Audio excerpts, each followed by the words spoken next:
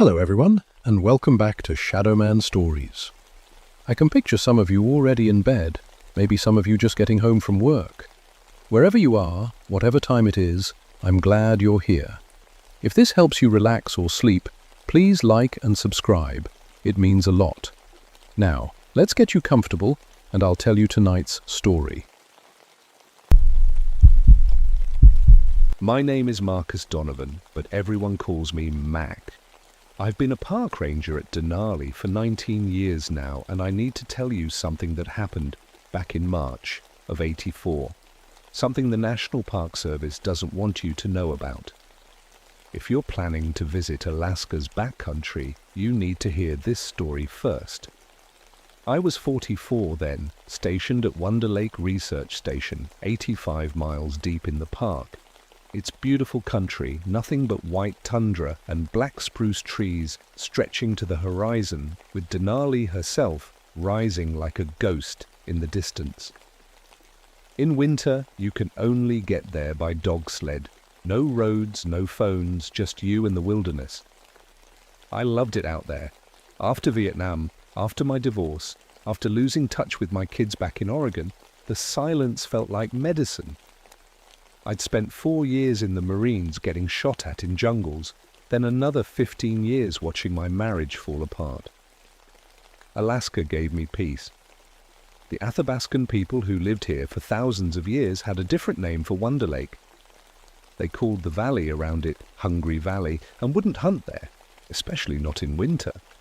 Old Joe Tuntatuliak, who guided for the park sometimes, told me his grandfather used to say the spirits there were always starving. Just campfire stories, I'd tell him. Something to keep kids from wandering off. Joe would shake his head. Not stories, Mac, warnings. I figured he was talking about regular dangers, hypothermia, avalanches, getting lost. Alaska's got plenty of ways to kill you without adding monsters to the list. That March, I was out there with a research team studying how climate change was affecting caribou migration. Dr. Sarah Mitchell was the lead scientist, a climatologist from the University of Alaska. She had 2 people with her, Dr. Paul Zhang, a geologist, and Dr. Anne Rodriguez, a physicist studying ice patterns. Good people, smart people, the kind who asked lots of questions and actually listened to the answers. The weather had been getting weird all month. We kept getting these sudden temperature drops that would hit like a slap. The caribou were moving through earlier than usual, and they seemed nervous, bunching up tight and moving fast instead of grazing. Even the ravens were acting strange. Ravens are tough birds. They'll eat anything and go anywhere. But they started avoiding certain parts of the valley.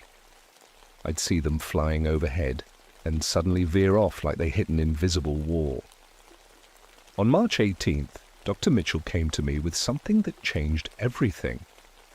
Mac, she said, holding up a plastic bag with what looked like bone fragments. We found these near the old hunting grounds, about 12 miles north. I need you to take a look. The bones were white and clean, which was odd. In Alaska, bones get yellow and cracked from weather. These looked fresh, but the dating suggested they were decades old. Here's the weird part, Dr. Zhang added. They were arranged, not scattered by scavengers or weather. Arranged. Arranged how? In a circle, and there were more bones hung up in the trees, 15 feet off the ground. I felt something cold crawl up my spine, but I pushed it down. Could be an old burial site that got disturbed. Maybe an avalanche moved things around. Dr. Mitchell shook her head. No avalanche damage. And Mac, there's something else. The local wildlife won't go near the site. No tracks, no scat, nothing. It's like they're avoiding it. That's when I should have called for a helicopter and gotten everyone out. But you don't work 19 years in the wilderness by running from every weird thing you can't explain. Besides, the weather was turning. We had a storm coming in that would ground any aircraft for days. I'll check it out tomorrow, I told them. If it's human remains, we need to document everything properly. That night I couldn't sleep. I kept thinking about Joe's grandfather and his warnings about hungry spirits, about the ravens changing course, about bones arranged in circles 15 feet up in trees. Outside, the wind was picking up. The weather radio said we were in for a bad one, temperatures dropping to 40 below with winds up to 60 miles per hour, a real Alaska storm that could last for days. I lay in my bunk, listening to the wind build, and I could swear I heard something else mixed in with it, something like singing, but that was impossible. The station was in the middle of nowhere, and we were the only people for 85 miles. The next morning, the storm hit full force. Snow came down so thick I couldn't see the generator shed 20 feet from the cabin. The wind howled like something alive and angry.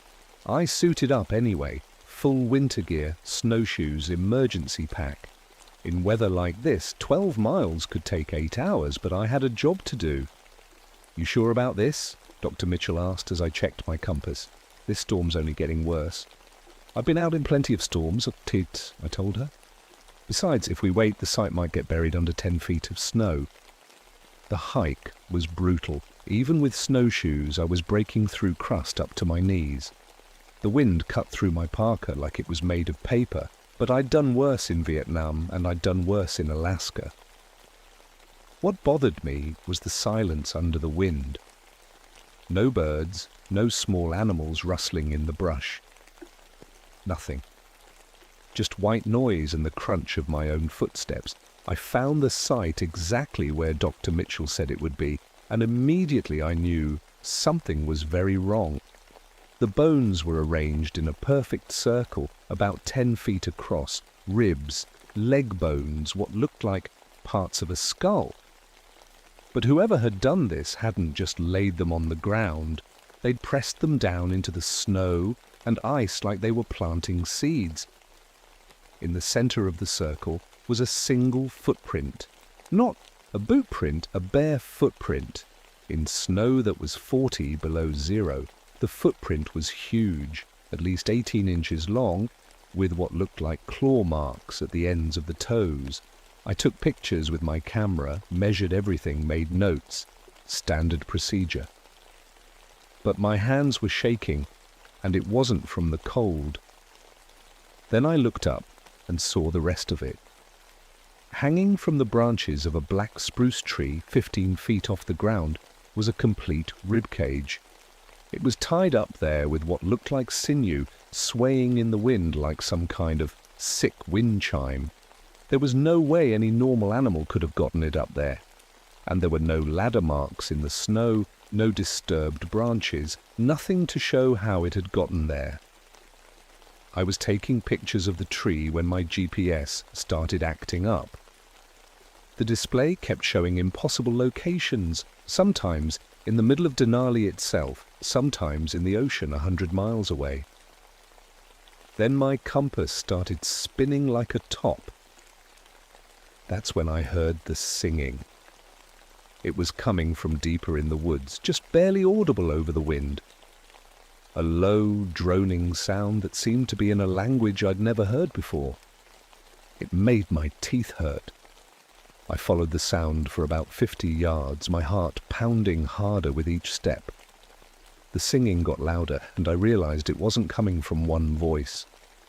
It was a chorus of voices, all humming the same impossible tune. Then suddenly it stopped. The silence that followed was worse than the singing. It was complete. No wind, no trees creaking, nothing. Like the whole world was holding its breath. I turned to head back to the bone circle, and that's when I saw the tracks. They led from the tree with the rib cage straight toward where I was standing. Huge prints, the same as the one in the circle, but these were fresh. The edges were sharp, the snow around them undisturbed. Someone, or something, had followed me to this spot. I spun around, scanning the trees. Nothing but white snow and black branches, but I could feel eyes watching me. The kind of feeling you get when you're in a sniper's crosshairs. I got out of there fast. The hike back to the station took forever. The storm was getting worse, and I kept hearing things that shouldn't have been there. footsteps crunching in snow behind me. That singing starting up again from different directions. Once, I could swear I heard Dr. Mitchell calling my name, but when I looked back, there was nothing but blowing snow. By the time I reached the station, I was exhausted and spooked. The research team was huddled around the radio, trying to reach park headquarters. "Any luck?" I asked. "Nothing," Dr. Jung said. "It's like we're in a dead zone. Even the emergency frequency is just static."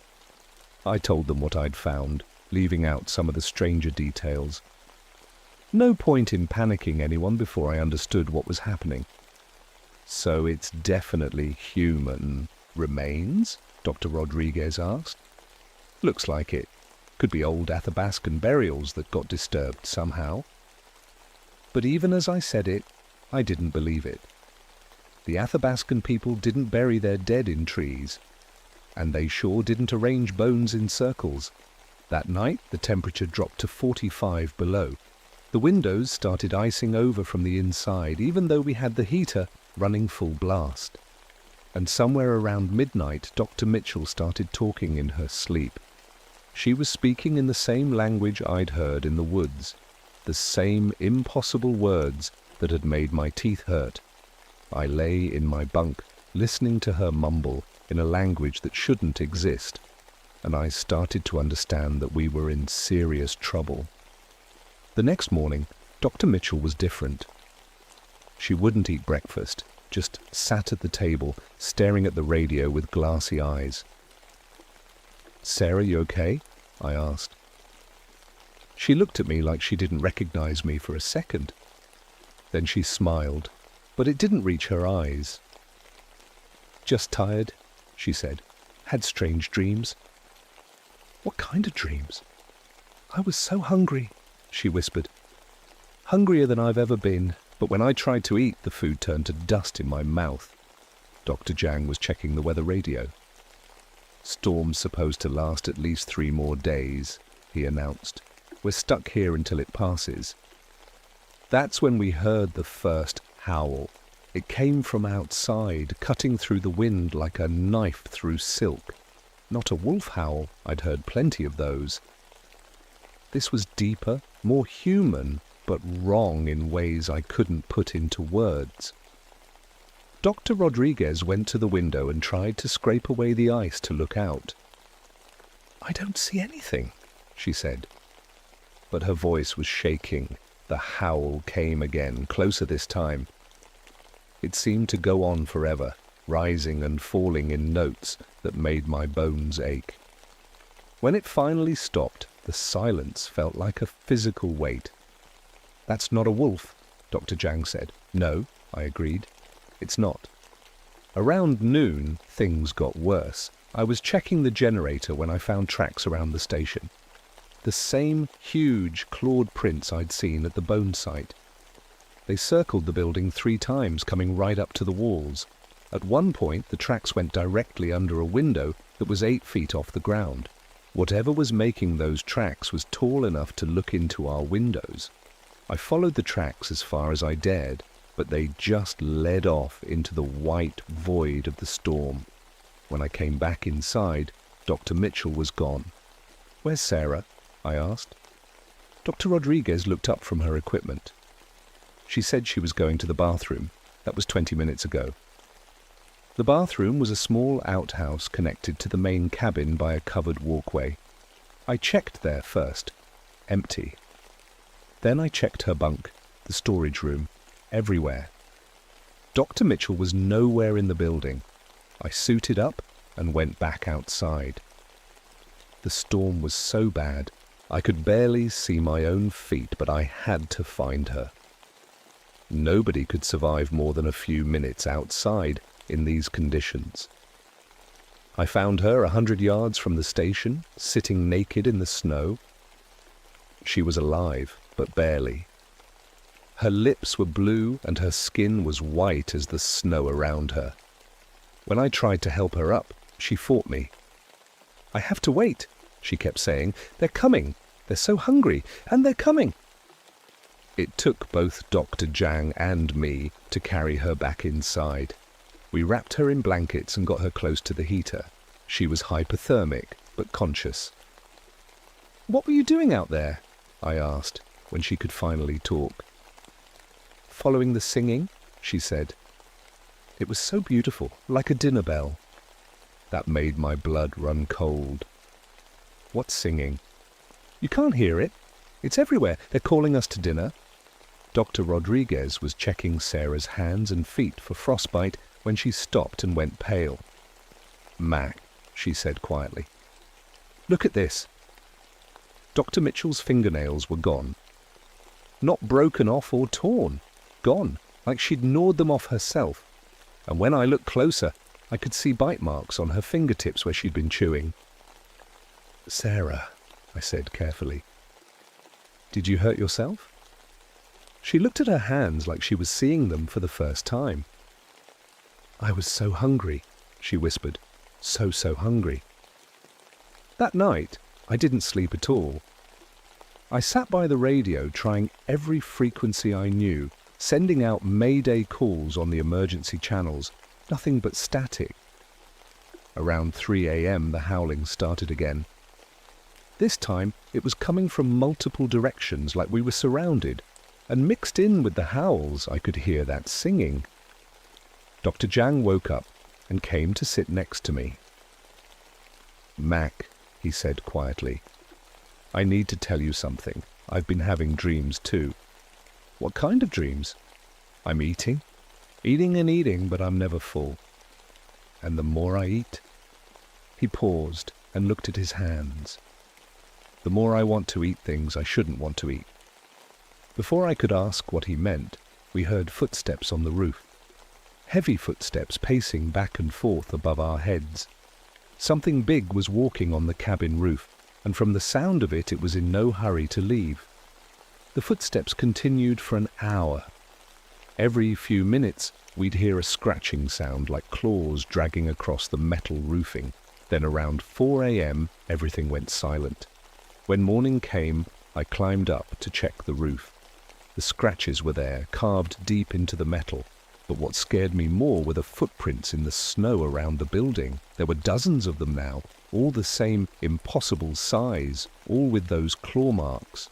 They circled the cabin over and over, getting closer with each circuit.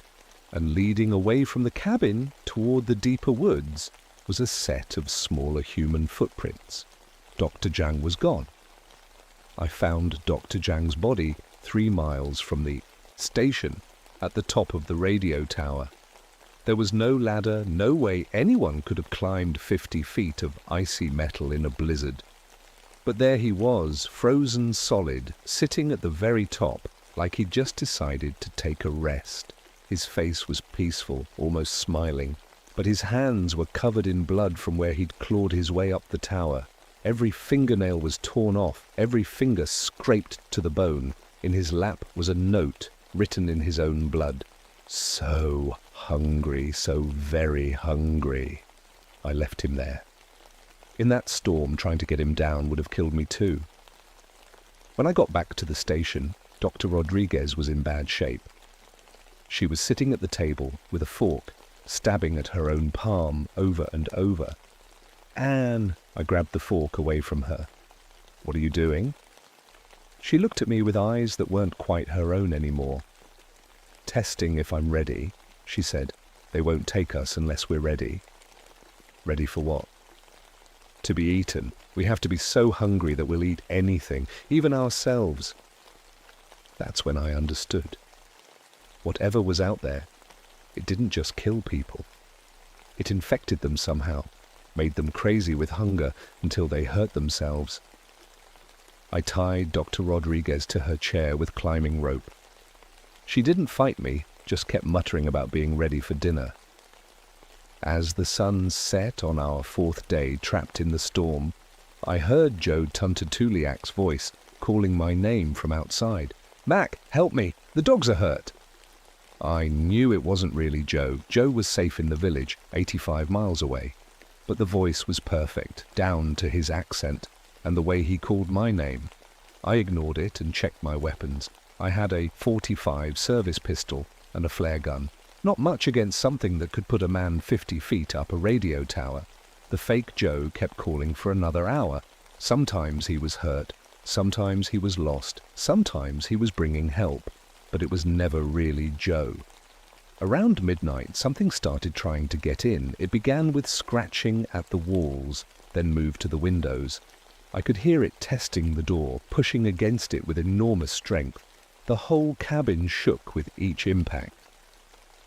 Dr. Rodriguez had gone quiet in her chair. When I looked at her, she was smiling. "They're here," she whispered. "Finally." The scratching stopped. For a long moment, everything was silent. Then the wall beside the door began to crack. Something was coming through the solid log wall like it was made of paper. The wood split and splintered, and a hand pushed through. A massive hand with black claws the length of kitchen knives. The hand was followed by an arm, then a head that shouldn't have been able to fit through the opening. The thing that came through my wall was 12 feet tall and thin as a skeleton. Its skin was grey-white like old ice, and it was covered in frost that never melted. Its face was almost human, but stretched wrong, with eyes that were too big and a mouth full of broken teeth. It moved like smoke, flowing through the gap in the wall instead of walking. When it was fully inside, it stood there looking at me with those impossible eyes. "Hello, Mac," it said in Joe's voice. "I've been so very hungry." I shot it 6 times with the .45. The bullets passed right through it like it was made of mist.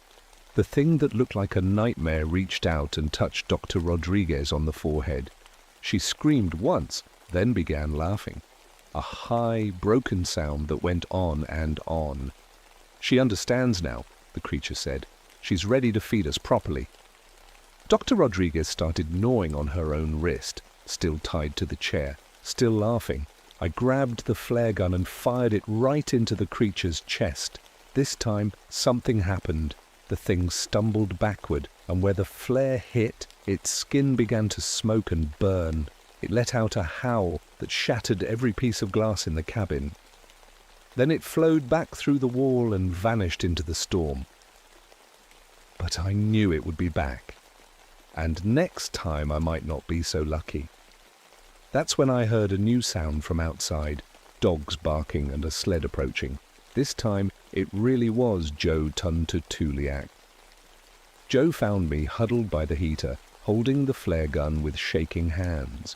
Dr. Rodriguez was unconscious in her chair, her wrists chewed raw. "Mac," he said quietly, "we need to talk. How did you get here? The storm." "Storm's breaking up, should be clear by morning." He looked around the destroyed cabin, taking in the broken wall, the scratched roof, the blood on the floor. "But that's not why I came." Joe sat down across from me and pulled out a small leather pouch. "My grandfather told me if this ever happened again, I'd need to come help. Been watching for the signs for 40 years. "What signs?" "Animals acting wrong, weather turning bad for no reason, people going missing in ways that don't make sense." He gestured toward the hole in the wall. Things coming through walls. Joe opened the pouch and showed me what was inside. Bone needles, dried plants, and what looked like tobacco. "Grandfather's medicine," he explained, "for fighting the Wendigo." "The what?" "Hunger spirit. Ancient thing that feeds on human desperation and winter madness. Makes people so hungry they'll eat anything, even themselves. Then it feeds on them." "That's impossible." Joe looked at Dr. Rodriguez, still unconscious in her chair with her bloody wrists. "You think this is possible?" He had a point. "Wendigo gets stronger every time it feeds," Joe continued. "Been sleeping under the ice for decades, but climate change broke the barriers my great-grandfather put in place. It's awake now and it's hungry." Outside I could hear that terrible howling starting up again. "It'll be back," Joe said. "And this time it'll bring friends. We need to be ready." Joe worked, quickly, sprinkling the dried plants around the cabin and lighting small fires at specific points. He gave me some of the tobacco to chew. "Tastes awful," I said. "It's supposed to. Wendigo can't stand sacred tobacco, makes us taste wrong to them." The howling was getting closer. Multiple voices now harmonizing in that awful song I'd heard in the woods. "Joe," I said, "if this thing is so powerful, how do we kill it?" "You don't kill a Wendigo," he said. "You can only drive it away, make it go back to sleep under the ice." He lit the last of his small fires just as something crashed into the wall outside. The whole cabin shook. "Fire," Joe said. "Sacred fire blessed by the old ceremonies. It's the only thing they fear." The scratching started again, but this time when the creature tried to come through the wall, it stopped. I could see its massive hand pressed against the logs, but it couldn't push through. "The sacred smoke," Joe explained, "creates a barrier they can't cross." But barriers work both ways. We were safe inside, but we were also trapped. For 6 hours the creatures circled the cabin. I counted at least 3 different voices in their howling chorus. They tested every wall, every window, but the sacred fires kept them out. When dawn broke, the howling stopped.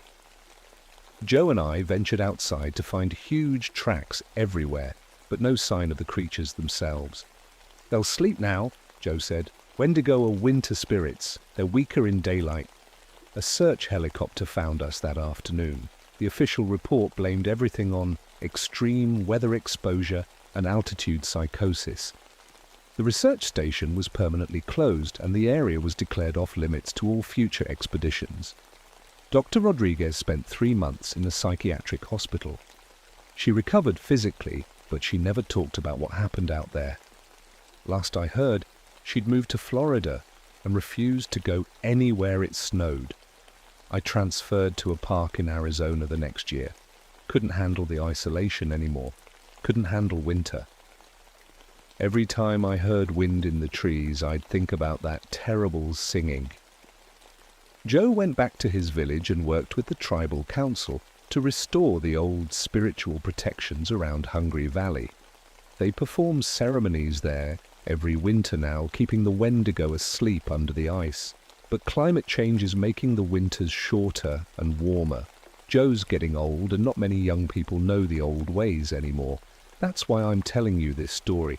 If you're ever in Alaska's backcountry and the wildlife goes silent, if you start thinking about food when you're not hungry, if you hear singing in languages that don't exist, get out immediately. Don't wait for help. Don't try to document it. Don't think you can handle it. Just run, because somewhere under the melting ice of Alaska, ancient hungers are stirring, and they're always looking for their next meal.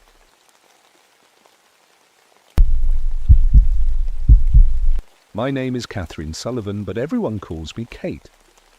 I've been a park ranger here at Glacier Bay for 11 years now, and I thought I'd seen everything these Alaskan waters could throw at me. I was wrong. People think being a ranger is all about hiking trails and campfire talks, but here in Glacier Bay, most of my work happens on the water. I patrol the fjords in my boat, watching for whales, checking on seal colonies, and making sure tourists don't get too close to the glaciers. The ice can kill you faster than you'd think. I used to be in the Coast Guard, spent 6 years pulling people out of freezing water, watching hypothermia turn strong swimmers into helpless victims in minutes. That's why I know these waters so well. Every current, every hidden rock, every place where the ice likes to carve and send house-sized chunks crashing into the sea. The Tlingit people who lived here before us had stories about these waters, stories about creatures called kushtaka, shapeshifters that looked like otters but could take human form. They said these spirits would steal your soul and drag you down to live underwater forever. I always figured those were just old tales to explain why so many people drowned in these unforgiving seas. June is our busiest season. 20 hours of daylight bring tourists from all over the world. They come to see the whales, the glaciers, the pristine wilderness. Most have no idea how dangerous this place really is. The water temperature stays around 45 degrees even in summer. Fall overboard without a survival suit and you've got maybe 15 minutes before your body shuts down. That's why what happened to the research team made no sense. Dr. Marcus Webb and his 2 graduate students had been studying seal populations near the Marjorie Glacier for 3 weeks. They were experienced, careful researchers. Webb had worked in Antarctic waters for 20 years. His students, Sarah Chen and Miguel Santos, were both certified divers with Arctic experience. I found their boat on a Tuesday morning, drifting empty about 2 miles from the glacier face. Everything was wrong about it. The engine was off, but not damaged. All their safety gear was still aboard: life jackets, survival suits, emergency beacon. The radio worked fine. Their diving equipment was laid out on deck like they'd just finished a dive, but their logbook showed they hadn't planned any underwater work that day. 3 experienced researchers don't just vanish from a perfectly good boat in calm water. I called the Coast Guard and started the search immediately. Standard man overboard procedures, grid pattern, thermal imaging, underwater sonar. We checked every ice floe, every rocky outcrop, every place they might have climbed out of the water. Nothing. But that wasn't the strangest part. The strangest part was what we found when we checked their research data. The underwater microphones Webb's team had placed near the seal colony recorded something that made my skin crawl. I listened to it 3 times before I believed what I was hearing. It started as normal seal sounds, barking, splashing, the usual chatter of a healthy colony. Then, around 3 a.m. the night before they disappeared, everything changed. The seals went completely silent. Not the gradual quiet you get when a predator approaches, but instant, total silence. Then came the singing. That's the only way I can describe it. A low, haunting melody that seemed to come from underwater. But it wasn't whale song. I know every sound whales make. This was different, structured, almost like a lullaby, if lullabies could make your teeth ache and your head pound. The Coast Guard lieutenant, a tough guy named Rodriguez, who'd seen 20 years of rescues, listened to the recording once and handed the headphones back to me. "That's not natural," he said. "No animal makes sounds like that." We expanded the search, brought in divers from Juneau. The water was crystal clear, visibility good, down to about 60 feet. But the divers started reporting strange things, shapes moving too fast to be seals, shadows that didn't match anything on the surface. And twice, divers swore they saw things walking upright on the sea floor, too far down and too dark to make out clearly. I should have listened to Mary Katzik. Mary is an elder from the local Tlingit community, a small woman in her 70s with sharp eyes and an even sharper tongue. She came to the ranger station the day after we found the empty boat. "You need to stay away from the glacier," she told me. "The ice spirits are angry. The glacier has been retreating too fast, disturbing places that should stay buried." I respected Mary, but I couldn't base a search and rescue operation on folklore. "Mary, 3 people are missing. We have to keep looking." "Missing?" she said, shaking her head. "Not missing. Taken.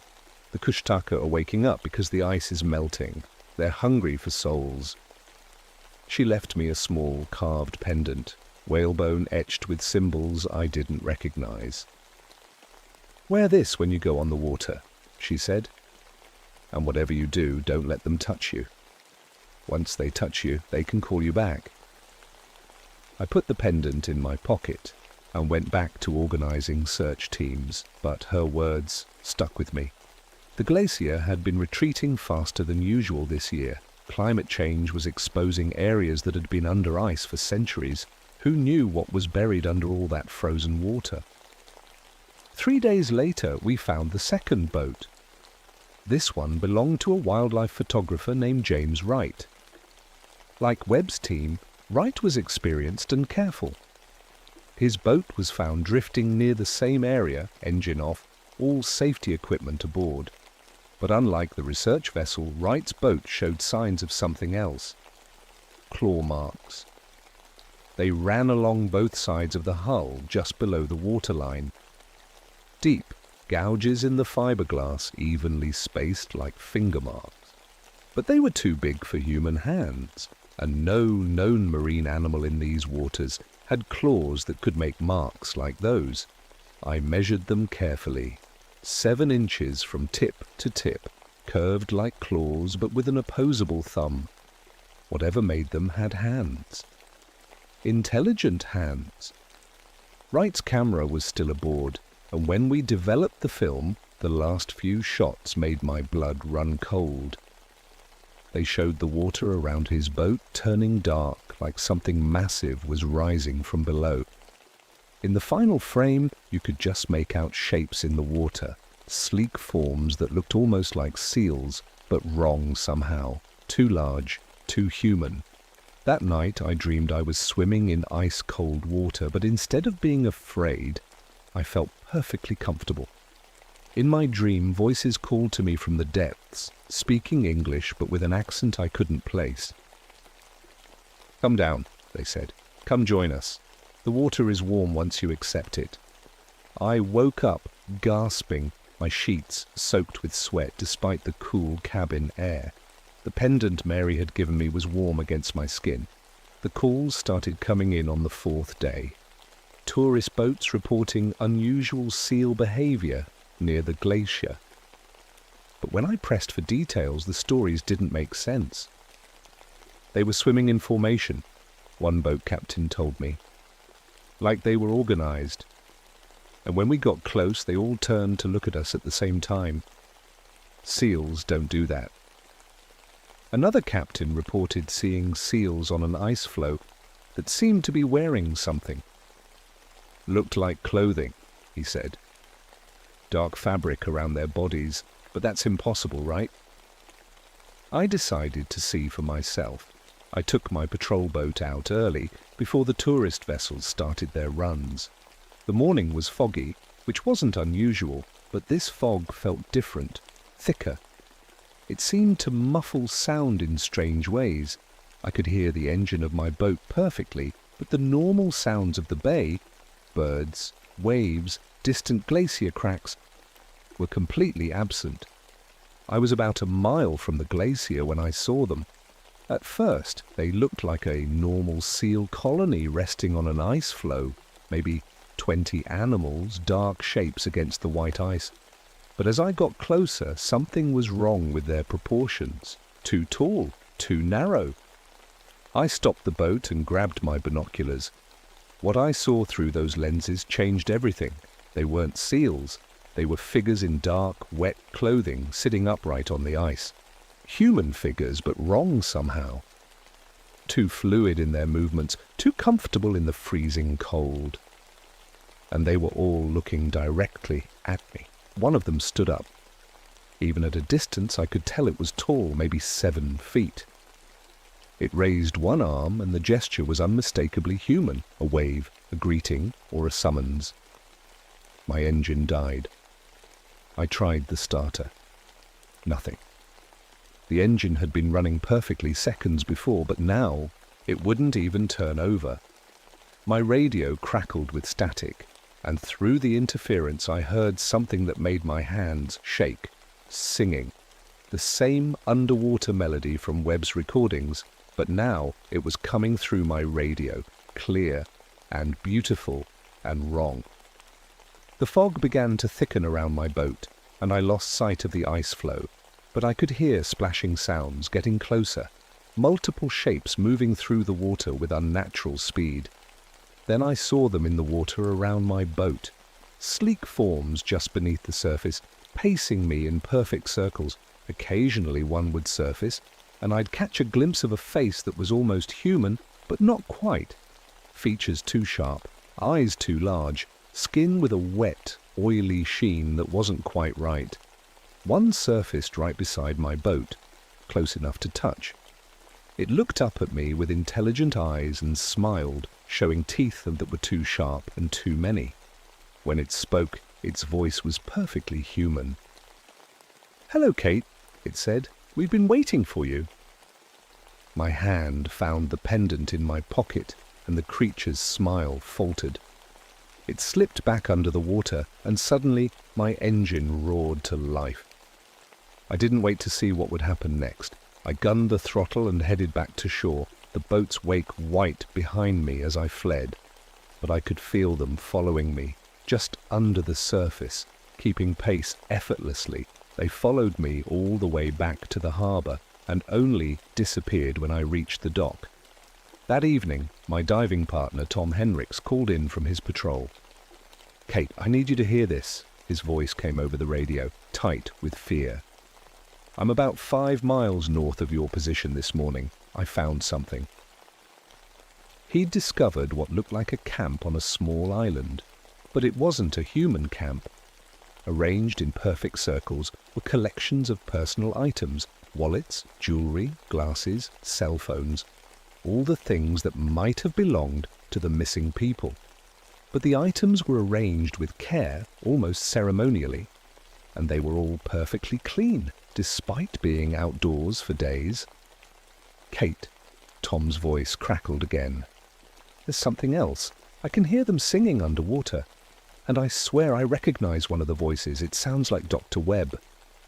The radio went dead. I found Tom's boat the next morning, floating empty like the others. But this time was different.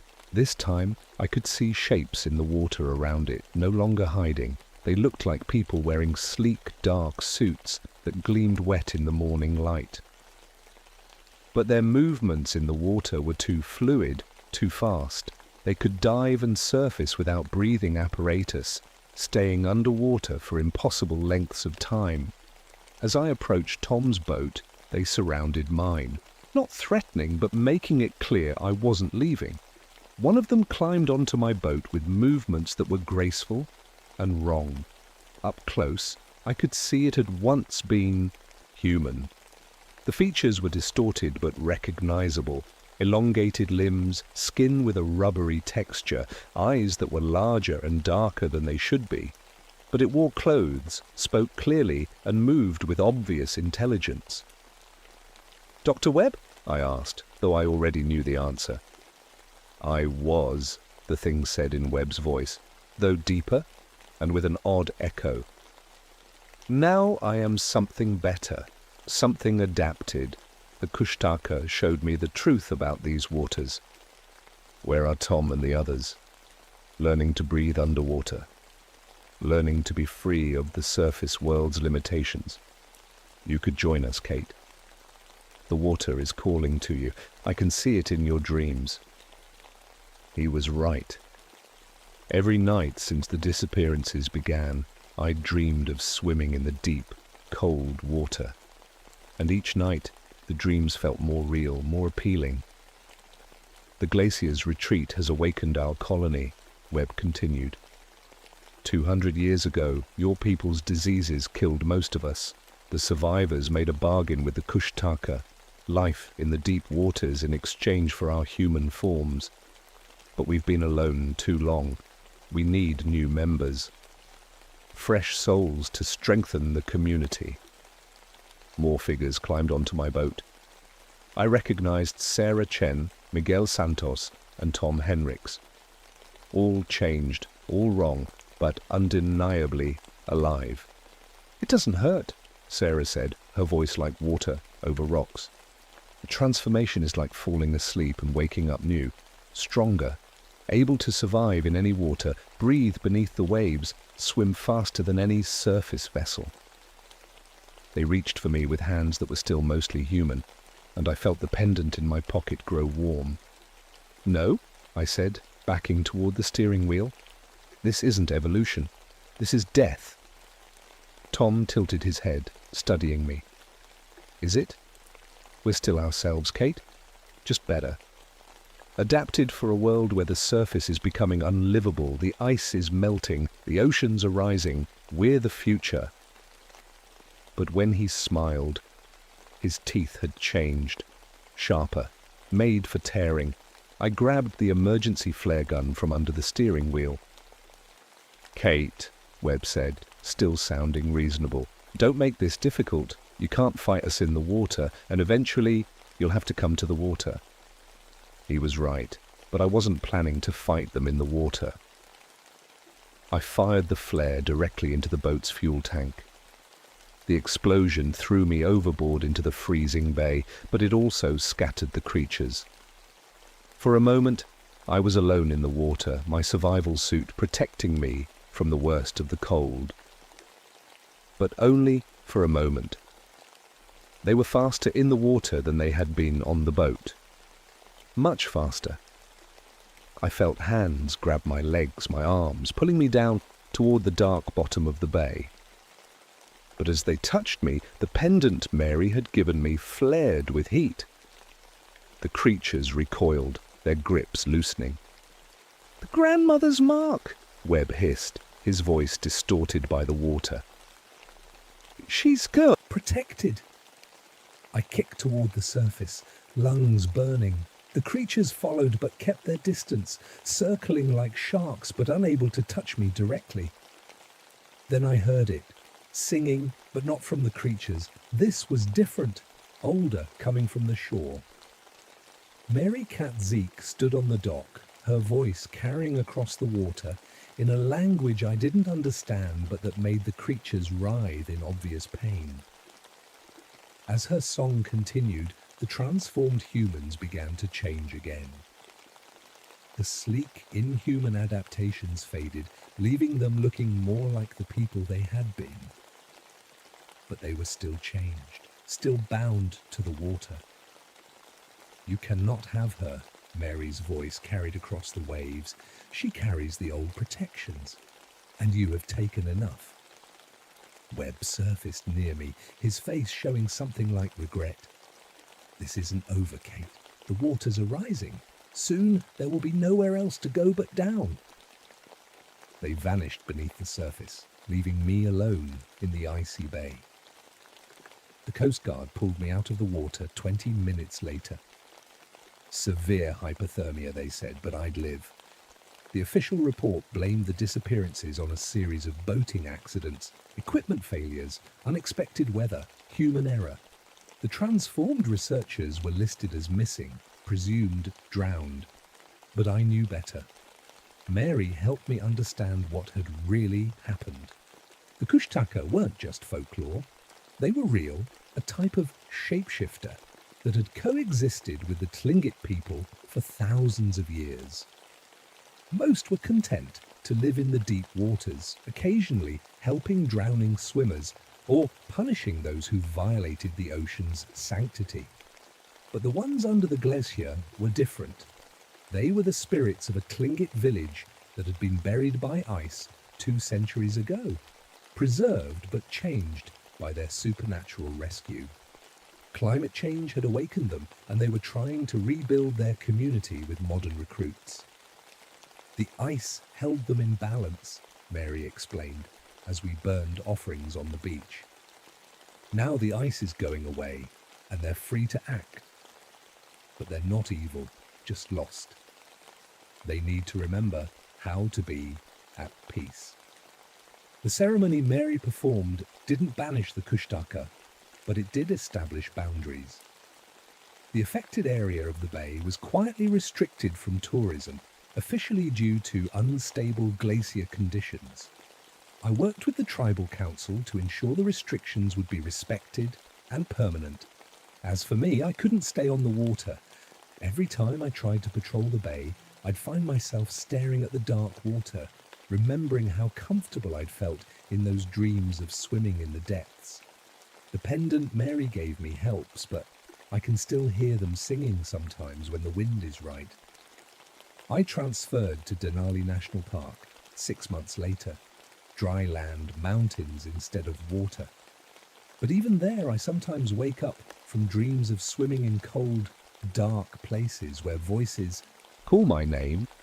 The transformed researchers are still out there. Occasionally, boat crews report seeing figures on distant ice floes or unusual seal behavior near the restricted zone. Tom calls to me sometimes on nights when I'm near any body of water, his voice carrying on the wind, asking me to come back. I won't. But part of me, a part that grows stronger with each dream, wants to. The Kushtaka are patient.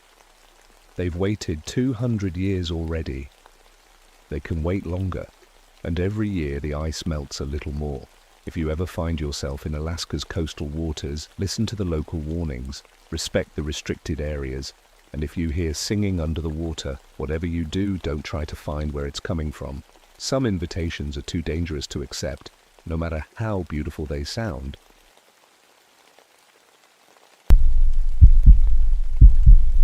My name is James Clearwater, but everyone calls me Jimmy.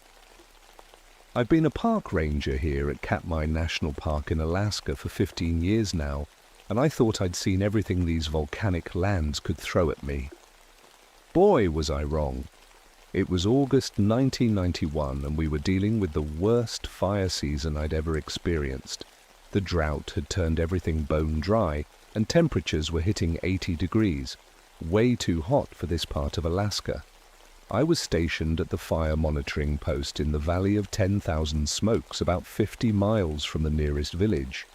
Most folks don't realize that this whole area is basically a giant ash field from when Mount Katmai blew its top back in 1912. It's like standing on the moon, except there's sulfur gas seeping out of cracks in the ground and the smell of rotten eggs hanging in the air. Being half Yupik, I grew up hearing all kinds of stories from my grandmother. She used to tell tales about smoke demons and strange creatures that lived in the volcanic vents. My Filipino co-workers at the cannery where I worked summers during college had their own scary stories too, something called aswang, shape-shifting monsters that fed on human life force. I always figured these were just old country superstitions, ways for people to explain things they didn't understand. That morning started like any other. I was checking the radio equipment when dispatch crackled through with a report of a wildfire about 10 miles northeast of my station. Standard procedure was to get a crew out there and hit it hard before it could spread. In this dry weather, a small fire could turn into a disaster real quick. I called in a 6-man fire suppression team and met them at the landing zone. These were good men, experienced firefighters who knew volcanic terrain. There was Rodriguez, a 20-year veteran who could read smoke like a book. Miller, our equipment specialist who never met a fire he couldn't put out. Young Patterson, fresh out of fire school but eager to prove himself. Thompson and Walsh, both solid crew members I'd worked with for years. And Kowalski, our team medic, who also happened to be afraid of nothing. We loaded up the helicopter with water tanks, retardant, and all our gear. The pilot, Jenny Morrison, had been flying these mountains for a decade and knew every wind pattern and thermal current. As we flew toward the fire, I could see the smoke column rising in the distance, but something about it looked wrong. "That's weird," Jenny called over the helicopter noise. "Smoke's not behaving right for this wind." She was right. The wind was blowing southeast, but the smoke was spiraling straight up like a tornado, then spreading in all directions. In 15 years of fighting fires, I'd never seen anything like it. When we reached the fire site, what we found made no sense at all. The flames were burning in perfect circles, about 20 feet across each. 3 separate circles, like someone had drawn them with a compass. The fire was moving against the wind direction, and here's the really strange part. It wasn't burning the trees or grass. Instead, it seemed to be consuming animal carcasses scattered around the area. "Jimmy, come look at this," Rodriguez called out, his voice tight with confusion. I walked over to where he was kneeling next to what looked like the remains of a caribou. The bones were bleached white, like they'd been sitting in the desert for years, but everything around them, moss, small shrubs, even paper trash someone had dropped, was completely untouched. "How long you think this animal's been dead?" Rodriguez asked. I knelt down and examined the bones more carefully. Based on decomposition in this climate, I'd say maybe a year and a half. "That's what I thought too," he said quietly. "Except I saw this same caribou drinking from the creek yesterday morning when we flew over." A chill ran down my spine that had nothing to do with the mountain air. I stood up and looked around at the other burn circles. Each one had similar bone piles in the center, all bleached white, all looking ancient. "All right, let's get the retardant on these fires and get out of here," I ordered, trying to keep my voice steady. But when Miller opened the valves on our foam system, the strangest thing happened. The retardant just disappeared. It turned to steam before it even hit the flames. The water from our tanks did the same thing, boiled away instantly. Yet when I held my hand near the fire, it felt cold. Not just cool, but actually cold, maybe 45 degrees. "Boss," Patterson called out nervously, "my temperature gun is reading these flames at 45 degrees Fahrenheit." That was impossible. Fire burns at over 1,000 degrees minimum. This was breaking every law of physics I knew. I was about to call for an immediate evacuation when we heard Jenny's voice crackling over the radio from the helicopter. "Ground team, I've got a problem up here. My instruments are going crazy. Compass is spinning, altimeter is jumping all over the place. I need to get this bird back to base before something goes wrong." "Negative," I radioed back. "We're pulling out now. Something's not right here." But as we started gathering our gear, I noticed something that made my blood run cold. The bone piles in each circle weren't just animal remains. Mixed in with the caribou and moose bones were human skulls, old and yellowed, along with metal buttons and rotted fabric scraps that looked like they came from work clothes. Old work clothes like what the Filipino cannery workers used to wear back in the early 1900s. My grandmother's stories suddenly didn't seem so crazy anymore. We were loading our gear back onto the helicopter when Miller started screaming. I spun around to see him standing in front of one of the burn circles, his whole body rigid, staring at something in the flames. But when I looked where he was pointing, all I could see was the cold fire dancing around those bleached bones. "Miller!" I shouted. What is it?" He didn't answer. He just kept staring, and then he started walking toward the fire. "Miller, stop!" Rodriguez grabbed his arm, but Miller shook him off with surprising strength. He was mumbling something in a language I didn't recognize, walking like a man in a trance. I ran over and tackled him just as he reached the edge of the flames. We both went down hard, rolling in the volcanic ash. When I looked up at his face, his eyes were completely white. No pupils, no iris, just white. "Get him to the chopper!" I yelled. Rodriguez and Thompson grabbed Miller under his arms and dragged him toward the helicopter. He was still mumbling, but now I could make out some words, Filipino words. Which was weird, because Miller was Polish and had never been outside Alaska. We got him strapped into a seat, and Jenny started the engine. As we lifted off, I looked back down at the 3 fire circles. For just a second, I swear I saw shapes moving in the flames, human shapes, dancing. The flight back to base took 20 minutes, and Miller stayed unconscious the whole time. The moment we landed, I called for a medical evacuation. While we waited for the medics, Miller's eyes suddenly snapped open, and he grabbed my shirt with both hands. "They're so hungry," he whispered, his voice raw. "Been hungry for so long, since the mountain burned." "Who's hungry, Miller?" "The ones who came over on the boats, from the islands. They brought them here, but the mountain trapped them below. Now they're free." His grip tightened. "They remember the taste." Then he passed out again. The medics flew Miller to Anchorage, and I spent the rest of the day writing up the incident report. What do you write? That experienced firefighter had some kind of breakdown. after staring at impossible cold flames that won't burn wood, that he started speaking a language he didn't know? I stuck to the facts I could prove: equipment malfunction, possible gas leak, crew member overcome by fumes. But that night, I couldn't sleep. I kept thinking about what Miller had said. The ones who came over on the boats from the islands, the Filipino cannery workers. And since the mountain burned, that had to mean the 1912 eruption.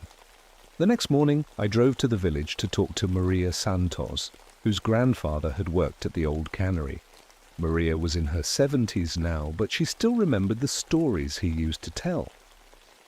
My grandfather never talked much about the old days, she said, as we sat in her kitchen drinking coffee. But when he did, it was always about the ones who disappeared. Disappeared? Batch of workers came over from the Philippines in 1919, maybe 20 men. They were supposed to work the salmon run that summer, but they never made it to the cannery. Search parties found their camp burned out, but no bodies. Just... She paused, looking uncomfortable.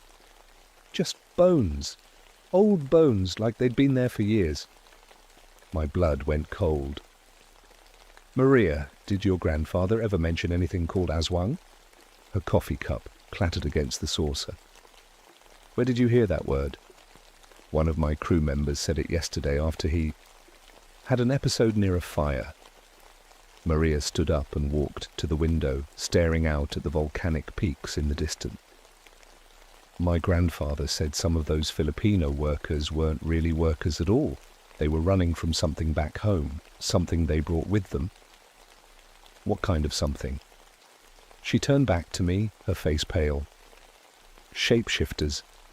Creatures that fed on human life force. He said the Yupik shamans knew about them, tried to warn the white bosses at the cannery, but nobody listened. Then the mountain exploded, and the creatures got trapped underground with all that volcanic fire to feed on. That's just a story, Maria. Is it? She pointed toward Mount Katmai. You tell me, Jimmy. You grew up hearing your grandmother's stories about smoke demons. You know this land isn't like anywhere else. Some places are thin between worlds. I drove back to my station thinking about what she'd said. Thin between worlds. My grandmother used to say the same thing about certain places in the valley, spots where the spirits could cross over. That evening, I was monitoring radio chatter when I heard Jenny Morrison calling for help. She was making a supply run to one of the remote cabins when her helicopter started experiencing the same instrument failures we'd had the day before. Mayday, mayday, this is Morrison. I'm losing power. Instruments dead, going down hard about 5 miles south of the fire site. I grabbed my emergency gear and called for backup, but the nearest rescue team was 3 hours away.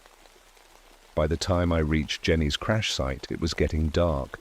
I found the helicopter on its side in a small clearing, but Jenny was nowhere around. Jenny, I called out. Jenny, where are you? I heard a weak voice coming from the tree line. Jimmy, over here.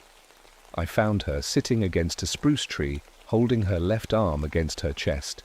Her shoulder was dislocated, and she had a bad gash on her forehead, but she was alive. Thank God, I said, kneeling beside her. What happened? Instruments went crazy again, same as yesterday. But Jimmy... She grabbed my arm with her good hand. Right before I crashed, I saw them. Saw what? People, standing in the fire circles. They looked like they were from the old days. Work clothes, suspenders. But their skin was grey, and when they opened their mouths... She shuddered. No teeth, just flames inside. I helped Jenny back toward the helicopter to wait for the rescue team, but we never made it. Halfway across the clearing, we heard singing. It was coming from the direction of the fire site, maybe half a mile away. Men's voices singing in harmony, but the song was wrong somehow. The melody was beautiful, almost hypnotic, but the language wasn't English or Yupik or even Filipino. It was something older, something that made the hair on my arms stand up. "We need to get out of here," Jenny whispered. But as I helped her stand, I saw lights moving through the trees toward us. Orange lights, flickering like torches. And the singing was getting closer. "Run," I said. We stumbled through the forest as fast as Jenny's injuries would allow, the singing following us. Every time I looked back, the orange lights seemed closer. And now I could smell something sweet in the air, like burned sugar mixed with sulfur. We reached my truck, just as the lights emerged from the tree line. I got one clear look at what was carrying them, and I understood why Miller had screamed. They looked like men, but wrong. Their skin was grey and cracked like old leather, and their eyes glowed orange from the inside. They wore the rotted remains of work clothes from decades past. And when they opened their mouths to sing, flames danced on their tongues. I got Jenny into the truck and gunned the engine. In the rearview mirror, I watched the creatures stop at the edge of the clearing and raise their burning mouths to the sky, singing that impossible song. We didn't stop driving until we reached the village. The rescue team found Miller's body the next morning. He'd somehow gotten out of the hospital in Anchorage and made it all the way back to the fire site, over 200 miles through wilderness. They found him sitting in the center of one of the burn circles, perfectly preserved but completely drained of blood. His skin was white as paper, and his eyes had been burned out from the inside. But his clothes weren't even singed. The coroner couldn't explain how he'd died. No wounds, no sign of struggle, no obvious cause of death. It was like something had simply sucked the life right out of him. I knew better. The Aswang had called him back. That afternoon, I was at the ranger station filing reports when Rodriguez called on the radio. Against my direct orders, he'd taken Patterson and Thompson back to the fire site for further investigation. Young guys think they're bulletproof. "Jimmy, you need to get out here," Rodriguez's voice crackled through heavy static. "The fires are spreading, and they're following something." "Following what?" "Blood trail. We found where Miller walked in from the road. The fire circles are moving along his path, burning everything he touched." "Get out of there right now." "Jimmy, wait. There's something else. The bones in the circles, they're not just from animals anymore. Fresh human remains, still got skin on them." The radio went dead. I grabbed my emergency kit and headed for my truck. But before I could start the engine, Jenny Morrison came limping up to my door. She discharged herself from the clinic against medical advice. "I'm going with you," she said. "Jenny, you need to be in a hospital." "Those things killed my helicopter, made me crash. I want answers." She climbed into the passenger seat, her arm still in a sling. "Besides, you'll need someone who knows this area from the air." The drive to the fire site took 45 minutes, and we could see the smoke from 20 miles away. But this wasn't normal wildfire smoke. It was black and oily, rising in spirals that seemed to move with intelligence. When we reached the area where I'd left Rodriguez and the others, their vehicle was still there, but no sign of the crew. The 3 original fire circles had expanded into a line of flames, stretching nearly a quarter mile, following Miller's path from the road. Each new circle was centered on a spot where Miller must have stopped to rest. "Rodriguez!" I called out. "Patterson! Thompson!" My voice echoed across the ash field, but no one answered. Then Jenny grabbed my arm and pointed. "There!" she whispered. 3 figures were standing in the largest fire circle, completely motionless. Even from a distance, I could see their ranger uniforms, but they were standing inside flames that should have killed them instantly. I started walking toward them, Jenny right behind me, despite her injuries. As we got closer, I could see that Rodriguez, Patterson, and Thompson were alive, but not moving. Their eyes were white like Miller's had been, and that same Filipino language was spilling from their lips in whispers. "They're being drained," Jenny said quietly. Look at their skin." She was right. All three men were getting paler by the minute, their skin taking on that same paper-white color Miller had when we found his body.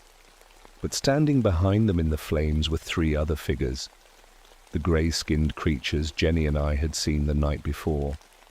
They had their hands pressed against the backs of my crew members' heads, and orange light was flowing between them like electricity. "We have to do something," I said. But before I could move, one of the creatures looked up at me and smiled. Its teeth were filed to points, and when it opened its mouth, flames licked out like a serpent's tongue. It spoke in perfect English. "James Clearwater, son of two worlds, we remember your grandmother's people. They trapped us here, in the deep fire when the mountain burned. But we are patient. We have fed on the earth's blood for 80 years, growing strong. Now we feed on man's blood again." "Let them go," I said, trying to keep my voice steady. "No, they will join the others. Our family grows with each feeding." The creature gestured, and more shapes emerged from the other fire circles, dozens of them, all wearing the rotted clothes of cannery workers from different eras. "Soon we will have enough to walk beyond the ash field, to visit the village, to feed properly." Rodriguez suddenly screamed, a sound I'd never heard a human make. His body convulsed once, and then he went completely still. The creature behind him had drained the last of his life force. Rodriguez collapsed, but his body began to change. His skin turned grey and cracked. His eyes started to glow orange from within. He was becoming one of them. "The transformation takes time," the lead creature explained, like a teacher giving a lesson. "But our new brother will hunger soon, and there are many people in the village to feed that hunger." Patterson and Thompson were next. I watched in horror as the life was sucked out of them, watched their bodies begin the same terrible transformation. 3 more, Azwang added to the pack. Jenny had been taking photographs with her camera, documenting everything. Smart thinking. If we didn't make it out alive, maybe someone would find the evidence. But the flash from her camera seemed to irritate the creatures. They turned their burning gazes on us.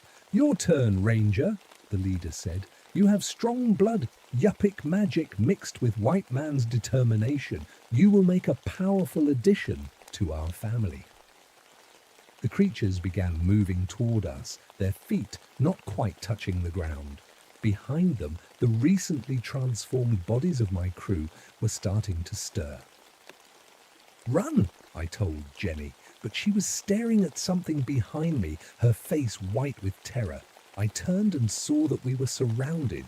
More creatures had emerged from underground. This wasn't just the cannery workers anymore. Some wore the faded uniforms of early park rangers. Others had on the traditional clothing of Yupik people from decades past.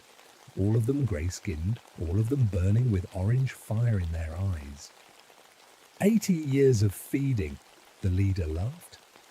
Everyone who disappeared in these mountains, everyone who came too close to our fires, all part of our family now. The circle of creatures began closing in. I could feel heat radiating from their bodies, but it wasn't normal heat. It was the kind of warmth that draws the life right out of you, like standing too close to a furnace that burns souls instead of wood. Jenny collapsed beside me, her camera falling into the ash. The proximity to so many Azwang was too much for her injured body to handle. I could see her skin starting to pale. That's when I remembered something my grandmother had told me when I was young. A story about smoke demons and the old ways of fighting them. Yupik shamans had trapped these creatures once before, right here in this valley, using sacred ceremonies and traditional knowledge that went back thousands of years. Maybe it was time to see if the old ways still worked. I pulled Jenny to her feet and started backing toward my truck, but the creatures moved to block our path. We were trapped in the center of their circle, and I could feel that life-draining heat getting stronger with each passing second. "There's nowhere to run, Ranger," the leader said, his voice like flames crackling over dry wood. "Your people tried to trap us once before, but we are stronger now. We have fed on the mountain's fire for 8 decades. We are part of this land." That's when I realized something important. These weren't just random monsters. I mean, they were bound to this specific place, to the volcanic fires that had freed them in 1912. And if my grandmother's stories were true, that also meant they could be bound again. "You're right," I said, trying to buy time while I thought. "Your people and mine have a history. My grandmother told me about the old ceremony, the one that trapped you before." The creature's orange eyes narrowed. "That knowledge died with the old shamans. Your grandmother was just a woman who remembered children's stories." "Maybe. But she also taught me that some stories are really instructions." I was bluffing, hoping my grandmother had told me more than I remembered. But something in the creature's expression told me I was on the right track. It was afraid. "Jenny," I whispered, without taking my eyes off the Aswang leader. "When I say run, head for the truck. Don't stop for anything. I'm not leaving you here. You have to. Someone needs to tell people what happened. And besides," I slowly reached into my jacket pocket, "I'm going to try something stupid." What I pulled out was a small leather pouch my grandmother had given me when I became a ranger. She told me it contained sacred ash from a shaman's fire, mixed with ground salmon bones and blessed with traditional prayers. I'd carried it for 15 years, thinking it was just a family keepsake. The moment the Aswang saw the pouch, they all took a step back. "Impossible," the leader hissed. "That knowledge was lost. Grandmother always said the spirits don't give up their secrets that easily." I opened the pouch and poured some of the mixture into my palm. It was just grey ash and bone dust, but the creatures recoiled like I was holding acid. She taught me the binding words too. Want to hear them? I was still bluffing. I didn't know any binding words, but desperation was making me bold, and fear was making the creatures cautious. "Run, Jenny, now!" She took off toward the truck while I started speaking in Yupik, using every traditional phrase I could remember from childhood. Prayers my grandmother had taught me, hunting songs my grandfather had sung, anything that sounded ceremonial. I had no idea if I was saying the right words, but the Aswang were hanging back, unsure. Then the leader figured out I was faking it. "You know nothing," he snarled, and lunged forward with supernatural speed. I threw the sacred ash directly into his face and dove to the side. Where the ash hit him, his grey skin started to smoke and bubble. He screamed in rage and pain, a sound like a steam engine exploding. The other creatures rushed me all at once. I rolled through the volcanic dust, trying to reach my truck, but there were too many of them. Cold hands grabbed my arms and legs, lifting me into the air. I could feel that terrible draining sensation starting, my life force being pulled out through their touch. That's when Jenny saved my life. She'd reached the truck and found my emergency supplies, including road flares. She lit 3 of them and came running back, swinging the burning flares like weapons. The Aswang dropped me and backed away from the flames, but not because they were afraid of fire. They were afraid of this fire, the artificial flames that had no connection to their volcanic power. "The flares!" I shouted, scrambling to my feet. "They can't control them!" Jenny tossed me a flare and we stood back to back, using the red flames to keep the creatures at bay. But I knew it wouldn't last long. We only had maybe 10 minutes before the flares burned out. I had to think of something else. Something that would work longer than road flares and fake sacred ash. And then I remembered the rest of my grandmother's story. The part about how the original shamans had actually trapped the creatures. They hadn't used magic spells or sacred ceremonies. They'd used the mountain itself. Jenny, I need you to get to the radio in the truck and call park headquarters. Tell them to evacuate the village immediately. What are you going to do? Something incredibly stupid. I pointed toward Mount Katmai in the distance. Those things are connected to the volcanic system. They draw power from it, but that also means the mountain can control them. Jimmy, you can't be serious. The 1912 eruption didn't just free them, it gave them a home. But if the mountain shifted again, if the volcanic vents reopened in the right way, I was thinking about the emergency procedure manual back at the station. In extreme situations, Park Service geologists could trigger controlled volcanic events to prevent larger eruptions. It required special equipment and federal authorization, but it could be done. Call headquarters, I repeated. Emergency Protocol 7. Tell them to prep the volcanic monitoring equipment for controlled detonation. That could kill us all. Maybe. But if these things reach the village... Jenny looked at the circle of Aswang, still held back by our flares but growing bolder. Then she looked at the newly transformed bodies of Rodriguez, Patterson and Thompson, now stirring to life with orange fire in their dead eyes. "How long do I have?" she asked. 20 minutes, maybe 30. She ran for the truck while I kept the creatures back with my flare. The leader was standing just outside the circle of light, his face still smoking from the sacred ash, watching me with predatory intelligence. "Cannot stop us, Ranger. Even if you destroy these bodies, we will..." Return. We are part of the mountain now, part of the fire itself. Maybe, I said. But my grandmother always told me that sometimes you don't have to win forever. Sometimes you just have to win today. That's when I heard the rumbling beneath our feet. At first I thought it was just another minor earthquake, common in volcanic areas. But the rumbling grew stronger and I realized Jenny had gotten through to headquarters faster than expected. In the distance, I could see helicopters approaching, carrying the emergency geological equipment. The Aswang heard it too. They began moving toward me with desperate urgency, no longer caring about the flare. They knew their time was running out. I threw the flare as far as I could and ran for the truck, but the creatures caught me before I'd gone 10 feet. This time, when they grabbed me, I felt the life being pulled out of my body like water down a drain. My vision started to fade and I could feel my heartbeat slowing down. But just as I was about to lose consciousness, the mountain answered. The controlled detonation wasn't large by volcanic standards, just enough to redirect the underground lava flows and seal off the main volcanic vents that had been feeding the Aswang for 80 years. But the effect was immediate.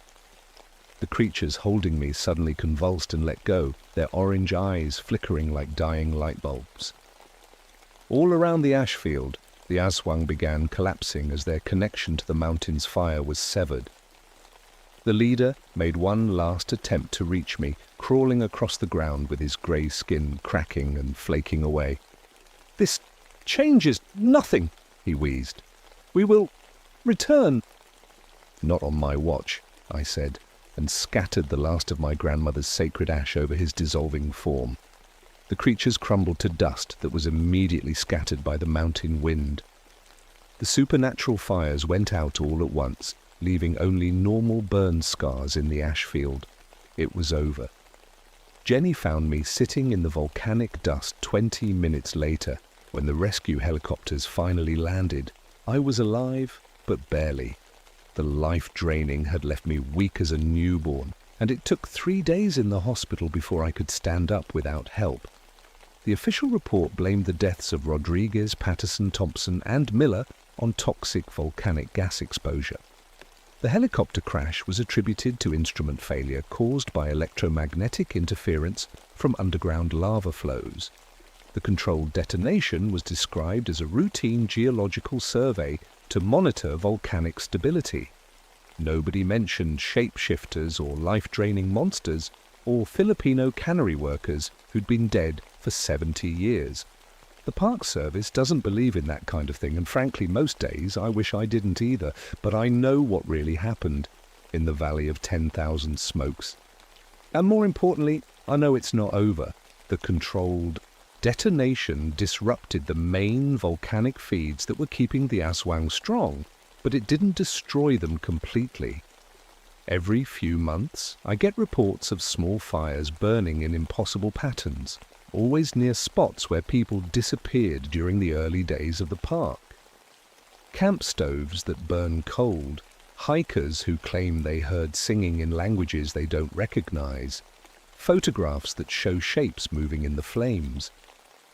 The creatures are still here, just weakened and scattered, waiting for the volcanic activity to increase again, waiting for their chance to rebuild their strength, and they will get that chance eventually.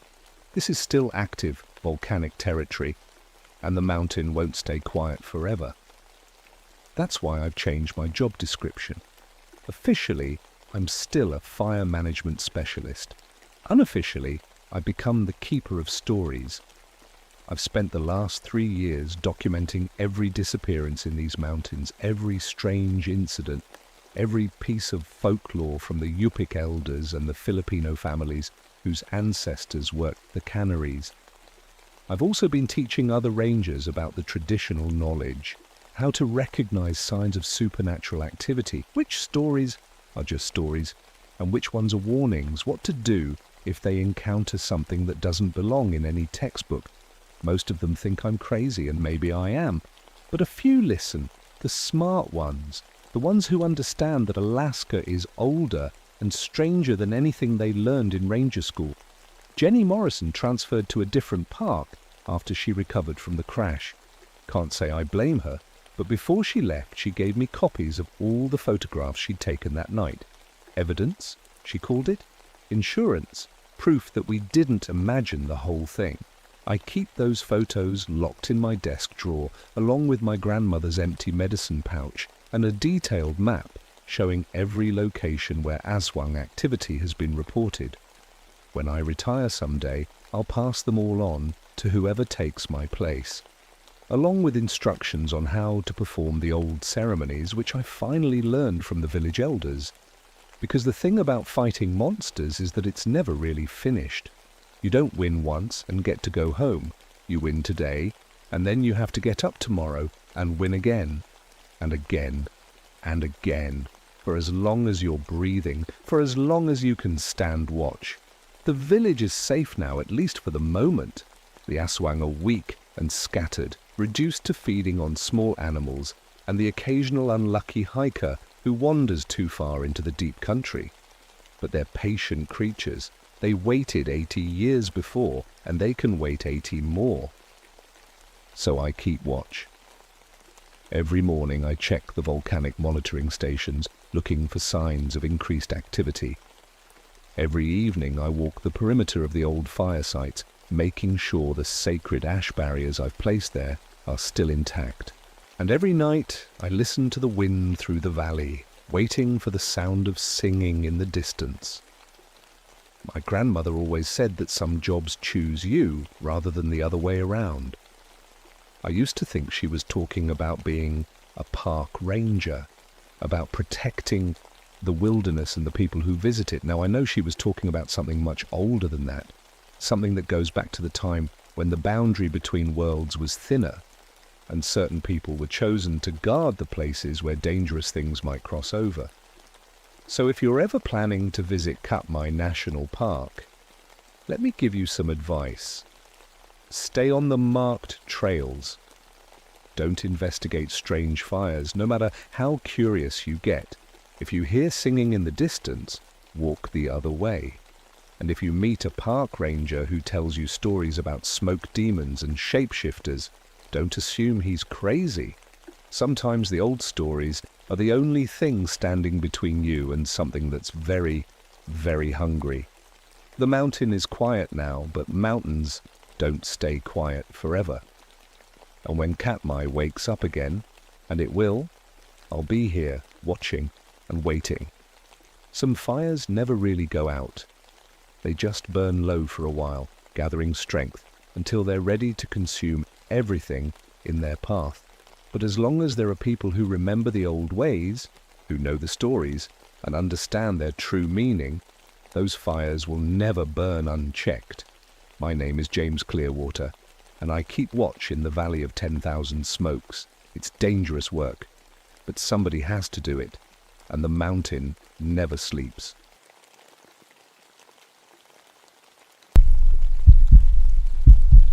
My name is Michael Ironcloud, and I've been a ranger in Alaska for 21 years. People call me Mike. I'm 45 now, and I've seen things in the Brooks Range that would make most folks pack up and never come back. But this place is my home. It's been home to my people, the Inupiat, for thousands of years. I grew up hearing the old stories. Stories about the Adlet, half-human, half-wolf creatures that hunted in the long winter darkness. My grandmother would tell these tales to teach us kids about staying close to home when the snow got deep. Just stories, I always thought. Ways to keep children safe. After high school, I joined the Army Rangers, spent 8 years down in the lower 48, learned modern survival skills and tactical training. But when my service ended, something pulled me back north. Back to the land where my ancestors hunted caribou and lived under the dancing lights of the aurora. I became a park ranger because I wanted to protect this place while helping people understand it. The Brooks Range isn't like other wilderness areas. There are no roads here, no visitor centers, no cell phone towers. When you're out here, you're truly alone. The nearest town is Fairbanks, 300 miles south. If something goes wrong, help might not come for weeks. It was September 1986 when everything changed. Early winter was coming fast that year. The temperature had already dropped to 20 below zero, and the nights stretched for 14 hours. The caribou were starting their migration south, following paths their ancestors had used for centuries. I was based at a small cabin near the Arrogech Peaks, monitoring the caribou herds and watching for poachers. Hunting season was open, but only with proper permits. Most hunters knew better than to come this far north so late in the season. That's when the radio crackled to life. Ranger Ironcloud, this is Fairbanks Dispatch. We have a missing hunting party. 4 licensed hunters overdue by 2 weeks. I picked up the radio. Copy that. Last known location? Their emergency beacon activated near Wolverine Creek, then went silent. Registered flight plan shows they were dropped off by bush plane on September 1st. 2 weeks. In this weather that was bad, really bad. I'd tracked over 500 missing persons in my career, and I knew what the cold could do to people. After 3 days without shelter, most folks don't make it. I'll head out at first light, I said. That night I checked my gear. GPS unit, compass, emergency radio, cold weather sleeping bag, traditional snowshoes, and my grandfather's hunting knife. I also packed something most rangers don't carry, an old Inupiat star map carved on walrus ivory. My grandfather taught me to navigate by the stars, the way our people had done for generations. Sometimes the old ways work better than the new ones. As I prepared to sleep, I heard wolves howling in the distance. But something was wrong with the sound. Wolves usually howl in harmony, their voices rising and falling together. These howls were different, broken, distressed, like they were afraid of something. I tried to push the thought away, but my grandmother's voice echoed in my memory. When the wolves are afraid, Mixie, that's when you should be afraid too. I told myself it was just the weather affecting their hunting patterns. Maybe the caribou had changed their migration route. Things like that happened sometimes, but deep down something told me this search would be different from all the others. I started tracking at dawn. The hunter's trail was easy to follow at first. 4 sets of boots heading northeast toward the traditional caribou crossing at Wolverine Creek. They were experienced outdoorsmen, I could tell. Their pace was steady, their gear organization was smart, and they'd chosen good camping spots. For the first day, everything looked normal. On the second day, I found their first camp. They'd built a proper shelter, managed their fire well, and disposed of waste correctly. These weren't rookie hunters, but I noticed something odd. Scattered around their campsite were caribou bones, fresh ones, more than 4 people could eat in a week. I radioed back to dispatch. Found first campsite. Hunters appear experienced and well supplied, continuing northeast. The GPS showed I was getting close to where their beacon had activated. That's when the trail got strange. The hunters' footprints led to the edge of a frozen stream, then just stopped. I circled the area 3 times, looking for where they'd crossed or changed direction. Nothing. 4 sets of human tracks ended at the water's edge and nothing came out the other side. I checked my compass. The needle was spinning slowly, never settling on magnetic north. I tapped it, thinking it was broken, still spinning. Magnetic anomaly, I muttered. The aurora borealis could interfere with electronic equipment. I'd seen it before, but my grandfather's star compass wasn't electronic. It was just carved bone and traditional knowledge. According to the stars, I was heading northeast. According to my GPS, I was heading southwest. That had never happened before. I made camp and tried the radio. Static. Nothing but static on every channel. That night the wolves howled again, closer this time. And in the gaps between their cries I heard something else. Something that sounded almost like singing. Deep, throaty voices chanting in a language I didn't recognize. I checked my rifle and kept the fire burning bright. Morning brought fresh snow and a discovery that made my blood run cold. Around my campsite, in a perfect circle, were tracks, but not wolf tracks. These prints were longer than any wolf I'd ever seen, with what looked like fingers. Claw marks, yes, but arranged like a hand. The tracks were huge, bigger than my size 11 boots. I followed them away from my camp, and that's when I found the first hunter. His name was Jim Bradley, according to the hunting license in his jacket pocket. He was alive but in bad shape. Hypothermia, dehydration, and something else. Something I'd never seen before. Jim's eyes were wide open, but he wasn't seeing me. He was staring at something beyond me, something that wasn't there. When I tried to talk to him, he just kept mumbling the same words. Dog faces in the dark. On the ground next to him was a piece of paper, torn from a notebook. He'd drawn pictures on it with a pencil stub. Crude sketches, but clear enough. Wolf heads on human bodies, and at the bottom of the page, GPS coordinates. I gave Jim what water I had and wrapped him in my emergency blanket. He was in no shape to travel, but I couldn't leave him. I activated my own emergency beacon and hoped someone would pick up the signal. As I tended to Jim, he grabbed my arm with surprising strength. They took the others, he whispered, walked like men, ran like wolves, spoke our names. Who took them, Jim? Who? The dog-faced men, just like the old stories. His grip tightened. They're real, Mike. They're real and they're hungry. That night I heard them moving around our camp, circling us in the darkness beyond the firelight. I could see shapes, tall shapes that moved wrong, sometimes on 2 legs, sometimes on 4. When I aimed my flashlight at them, all I caught were glimpses, grey fur, yellow eyes, and something that looked like hands holding tools. Jim kept drawing more pictures, page after page of the same thing. Wolf-headed figures standing upright, carrying spears, working together like hunters. They're not animals, he whispered. They plan, they think, they remember. By morning, 3 more sets of the strange tracks circled our camp. And leading away from our position toward the coordinates Jim had written down was a trail I couldn't ignore. 4 sets of human footprints, and beside them, the massive dog-like tracks. Someone was leading the hunters away, or driving them. I had to make a choice. Wait for rescue that might never come, or follow the trail into whatever had taken Jim's hunting partners. I chose to follow, but first, I did something I hadn't done since childhood.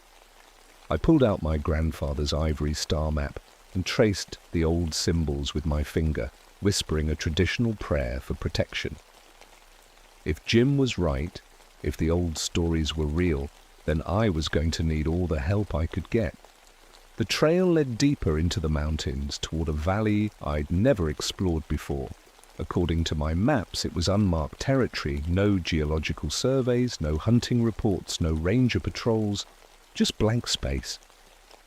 I left Jim at a ranger cache cabin with emergency supplies and a note explaining the situation. If someone found him, at least they'd know where I'd gone. The tracks were easier to follow now.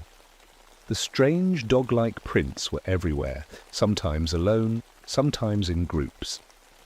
They moved with purpose, following game trails and natural corridors through the mountains.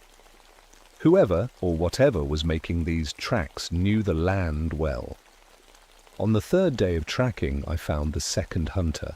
Tom Walsh was hanging 20 feet up in a tree, wrapped in what looked like primitive rope made from twisted hide. He was alive, but barely conscious. When I cut him down, he immediately started crying. "They're not wolves," he sobbed. "They're people, or they were people. They speak English, Mike. Broken English." I gave him water and checked him for injuries. Scratches and bite marks covered his arms and legs, but they'd been treated with some kind of plant medicine. Someone had kept him alive on purpose. "Where are Dave and Rick?" I asked. Tom pointed deeper into the valley. "The big one, the leader. He said they were keeping them for the winter feast, said white men taste different than caribou." "The leader spoke to you?" "In Inupiaq first, then English, Old English like from 100 years ago." Tom grabbed my jacket. "Mike, they've been here forever, living in caves, hunting, waiting. They call this place the Old Boundary." That phrase hit me like ice water. My grandmother had used those words. The Old Boundary was a place in the traditional stories where humans weren't supposed to go, where the first treaty between my people and the Adlet had been signed in blood and starlight. I helped Tom back toward the cache cabin, but he couldn't travel far. I had to hide him in a snow cave with emergency supplies and continue alone. The valley opened up ahead of me, and I saw something that made me question everything I thought I knew about Alaska. There was a village. Not a modern settlement, but an ancient one. Stone shelters built into the cliff faces connected by carved paths. Smoke rose from hidden fires, and moving between the structures were shapes that walked upright but moved with the fluid grace of wild animals. I crept closer, using my army training to stay hidden. They were real. The Adlet were real. 8 feet tall, covered in thick grey fur, with the heads of wolves but the hands of men. They used tools, spears, knives, rope. They worked together to skin caribou and preserve meat, and they spoke to each other in a mixture of Inupiaq and their own guttural language. I watched them for hours, documenting everything in my notebook. Their social structure was complex. The largest male seemed to be the leader, directing hunting parties and settling disputes. Females cared for young that looked even more human than their parents. And the older ones told stories around fires, just like my own people did. These weren't monsters. They were another tribe, another people. They'd been living here for generations, maybe thousands of years, staying hidden from the modern world. But they were also predators. I saw Dave Morrison tied to a wooden post near the center of the village. He was alive but weak. No sign of Rick Patterson, the fourth hunter. As I planned my approach, something went wrong. The wind shifted, carrying my scent into the village. Every adlet stopped what they were doing and looked directly at my hiding spot. The leader, a massive male with silver fur around his muzzle, tilted his head back and howled.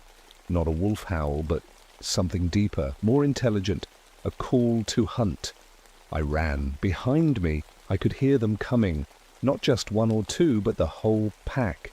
They moved through the forest like flowing water, sometimes on two legs when the terrain was open, sometimes on four when they needed speed, and they were fast, faster than any human could run. I reached a rocky outcrop and turned to face them, rifle ready. The leader appeared at the edge of the trees, flanked by 6 others. In the daylight, I could see him clearly. His face was almost human, but stretched forward into a wolf's muzzle. His hands had thumbs and fingers, but his nails were claws. Intelligence gleamed in his yellow eyes. He spoke, and his voice was like gravel and wind. Inupiat Ranger, you follow old paths, you carry old tools. He gestured at the ivory star compass hanging from my neck. Your grandmother's grandmother knew our ways. I know the stories, I said, trying to keep my voice steady. Stories. He laughed, a sound like breaking ice. White men think stories are lies, but stories are memory. Your people remember the treaty, the old boundary. You have crossed it. I'm looking for the missing hunters. We know. One is our guest, the others. He shrugged, with very human-like shoulders. Winter comes, food must be stored. Let them go, this doesn't have to end in violence. The leader studied me for a long moment. Then he said something in Inupiaq that chilled me to the bone. The treaty is broken, grandson of Marie Ironcloud. White hunters have taken too much. The caribou grow thin, the wolves go hungry. The boundary must be redrawn. He knew my grandmother's name. If you want your hunters, he continued, you must speak for all humans. Prove your people remember the old ways. Prove you understand the cost of trespassing on Adlet land. What do you want? His smile revealed teeth like knives. Single combat, hunter against hunter. If you win, you take your people and go. If you lose, he gestured toward the village, you join them for the winter feast. I had no choice. Dave was counting on me, and Tom and Jim were still out there, too weak to survive alone. I accept. The leader's howl echoed through the valley, calling his pack to witness. And somewhere deep inside, I heard my grandmother's voice whispering the old prayers, the ones meant to give hunters courage when facing impossible odds. I was about to find out if the old ways were strong enough to save us all. The Adlet led me back to their village as the sun disappeared behind the mountains. In the growing darkness, the place looked even more ancient and mysterious. Carved bone totems marked pathways between the stone shelters, and the smell of smoke and cured meat filled the air. Dave Morrison was still tied to the post, but he was conscious now. When he saw me, hope flickered in his eyes. Mike, how did you find us? Long story, I said. I'm working on getting you out of here. The leader, who the others called Nuka, gestured for me to sit by the central fire. The entire pack gathered around, maybe 30 of them, from elderly elders to young cubs that looked more human than wolf. The trial begins at moonrise, Nuka said. But first, you must understand what you fight for. An ancient female Adlet stepped forward. Her fur was white with age, and her eyes held depths I couldn't measure. When she spoke, her voice was like wind through old bones. I am Siku, keeper of memories. I was young when your great-grandmother's sister came to us, fleeing starvation winter. We took her in, fed her, sent her back to her people with gifts. she promised the Inupiat would remember, would honor the old boundary. She pointed toward the mountains around us. This valley, these hunting grounds have been ours since the ice rivers carved the land. We hunted here when your ancestors first crossed the frozen sea. We shared the caribou, shared the land. The treaty was simple. Humans hunt south of Wolverine Creek, Adlet hunt north. Both peoples survive. What changed? I asked. White hunters, she said, and her voice carried centuries of pain. They come with guns and machines. They take more than they need. They leave carcasses to rot. The caribou learn fear and change their ancient paths. Our children go hungry. Nuka took over the story. We tried to be patient, tried to stay hidden, but each year more hunters crossed the boundary. Each year less food. This winter will be the hardest without the caribou. He didn't finish, but I understood. The Adlet were facing extinction. The 4 hunters I found, I said. They had permits. They were following the law. Human law, Siku replied. Not the old law, not the treaty written in blood under the star path. She pointed at my grandfather's ivory compass. You carry the memory tools, but do you remember the words? I closed my eyes and reached back into childhood memories. My grandmother sitting by the fire on long winter nights, teaching me the old stories. And slowly, the words came back. Under the dancing lights of the spirits, 2 peoples agree to share the land. The people of the ice hunt where the sun sets. The people of the wolf hunt where the sun rises. Both honor the caribou. Both take only what is needed. Both remember the treaty until the ice melts into the sea. Siku smiled, showing ancient teeth. You do remember. But times have changed, I said. There are laws now, park services, government regulations. I can't speak for all humans. You speak for the humans who understand, Nuka said.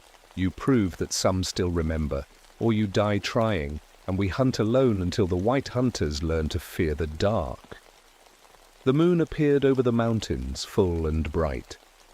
Around the fire, the Adlet began a low chanting that seemed to come from the earth itself.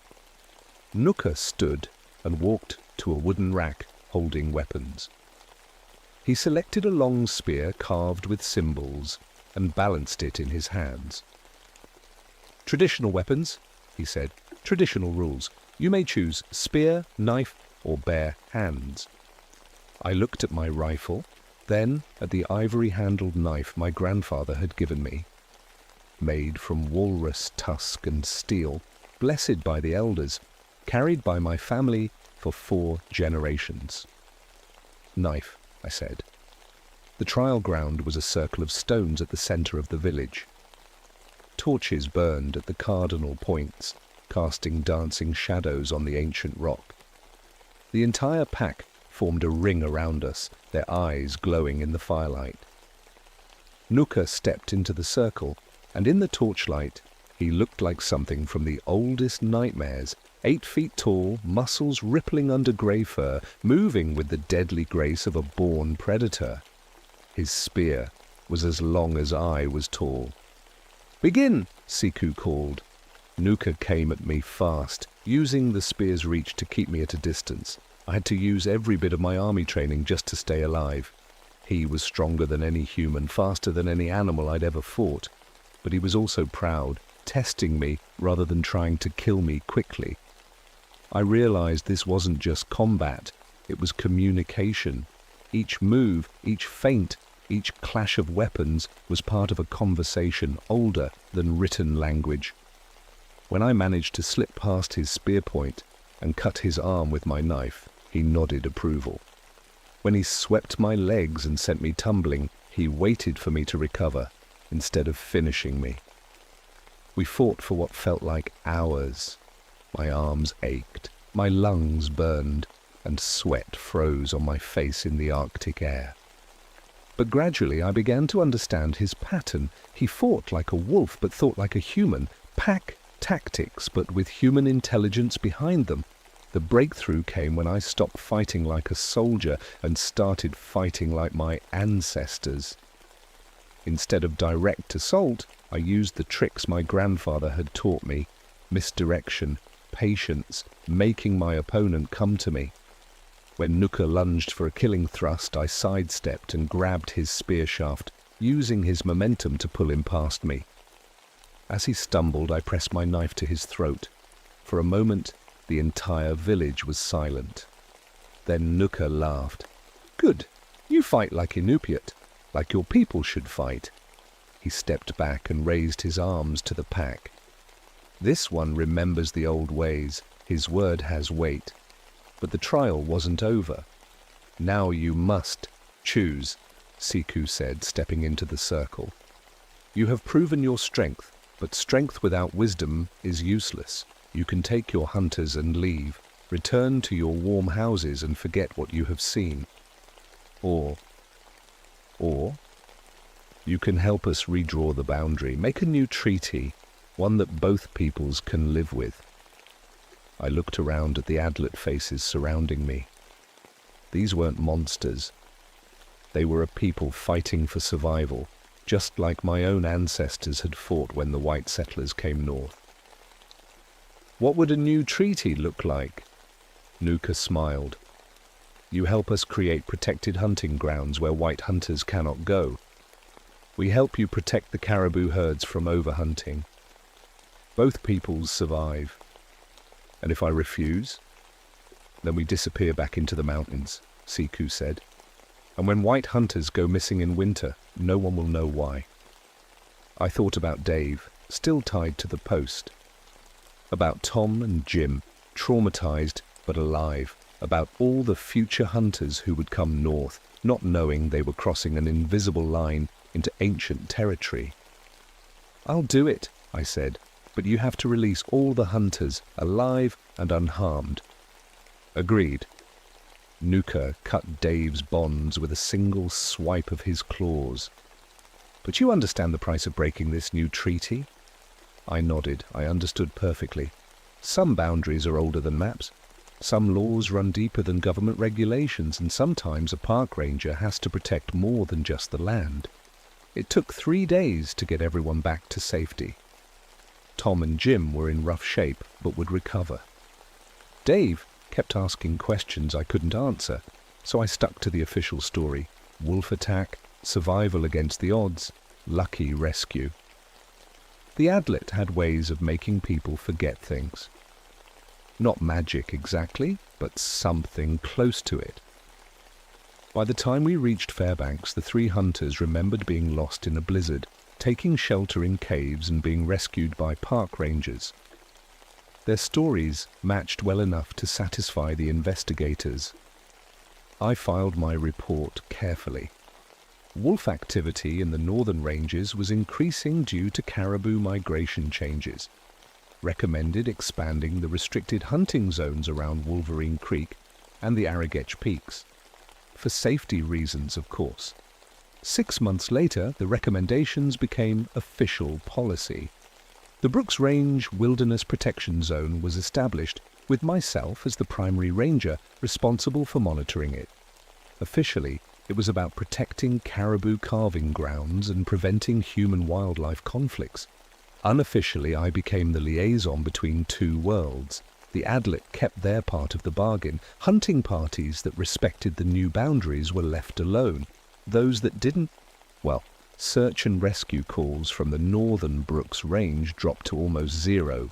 Word spread quietly among hunting guides: "Don't go past Wolverine Creek in winter. Bad luck up there." I go back to the village every few months, usually during the dark season when travel is difficult and questions are few.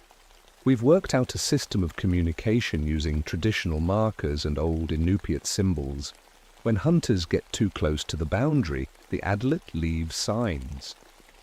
When poachers are spotted in protected areas, I find evidence that makes prosecution easy. It's not a perfect arrangement, but it works. The caribou herds are recovering. The migration patterns have stabilized, and somewhere in the mountains north of Wolverine Creek, an ancient people continues to live as they have for thousands of years. Dave Morrison still sends me Christmas cards. He's back to hunting, but he sticks to southern Alaska now, says the Brooks Range gives him nightmares. Tom Walsh moved to Florida and became a fishing guide. He never hunts anymore. Jim Bradley took up bird watching. He says he likes animals he can identify. Sometimes, on clear winter nights when the aurora borealis dances across the sky, I sit outside my cabin and listen to the wolves sing. But I can tell the difference now between wolf songs and adlet voices.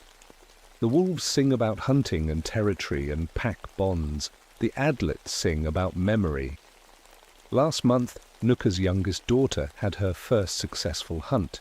She brought down a caribou using traditional weapons and methods her ancestors had perfected over millennia. Siku told me the story with obvious pride, and for a moment I felt like I was part of something much larger than Park Service protocols and government regulations. I carry 2 sets of equipment now when I patrol the northern ranges, GPS and satellite radio for the modern world, ivory compass and traditional tools for the old one. Both are necessary. Both have their place. The young rangers sometimes ask why I spend so much time in the restricted zones. I tell them someone needs to monitor wildlife activity, check for poachers, maintain the boundary markers. All true, but not the whole truth. The whole truth is that some promises can't be broken. Some agreements are more important than career advancement or bureaucratic convenience. Some boundaries exist for reasons that go deeper than science or law. My grandmother used to say that the land doesn't belong to people. People belong to the land. After 21 years as a ranger, I thought I understood what she meant. Now I know. The Brooks Range holds secrets that change you. Once you've seen the truth behind the old stories, once you've shaken hands with legends, you can never quite go back to seeing the world the way you did before. But I wouldn't change it. Someone needs to stand watch at the boundary between worlds. Someone needs to remember the old agreements and make sure they're honored. My name is Michael Ironcloud, and I guard the space between myth and reality, between ancient wisdom and modern ignorance, between the people who remember and the people who have forgotten. The Arctic doesn't belong to humans alone, and now you know why.